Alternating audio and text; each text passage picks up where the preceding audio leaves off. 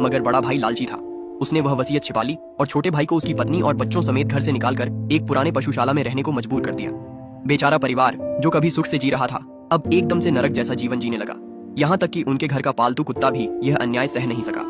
एक रात वह चुपके से बड़े भाई के कमरे में घुसा, लकड़ी की अलमारी खोली और उस वसीयत को चुरा लाया।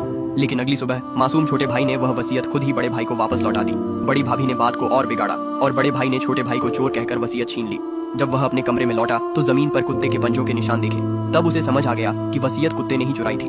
वह बहुत गुस्से में आ गया और कुत्ते को पकड़कर एक कमरे में बंद कर दिया ताकि वह भूख से मर जाए। उसने वसीयत को आग में जला दिया और छोटे भाई के पूरे परिवार को घर से बाहर निकाल दिया। बारिश हो रही थी और भीगते हुए वह गरीब परिवार गांव के किनारे स्थित एक टूटी फूटी झोंपड़ी में जाकर रहने लगा। भीगने की वजह से उनकी छोटी बेटी को तेज बुखार हो गया। पति पत्नी के पास न तो पैसा था न दवा। वे लाचार होकर अपनी बेटी की तकलीफें देखते रहे और माँ की आंखों से आंसू रुक नहीं रहे थे। उधर बड़ा भाई शाही भोज खा रहा था, मांस, शराब और रेशमी गद्दे। पूरा दृश्य एक कड़वा विरोधाभास था। छोटे भाई ने आखिरकार हिम्मत करके बड़े भाई से कुछ अनाज और पैसे उधार मांगे, लेकिन उसने बेरहमी से मना कर दिया। इतना ही नहीं, उसने उस घायल कुत्ते को भी बाहर फेंक दिया और छोटे भाई को दुत्कार कर भगा दिया।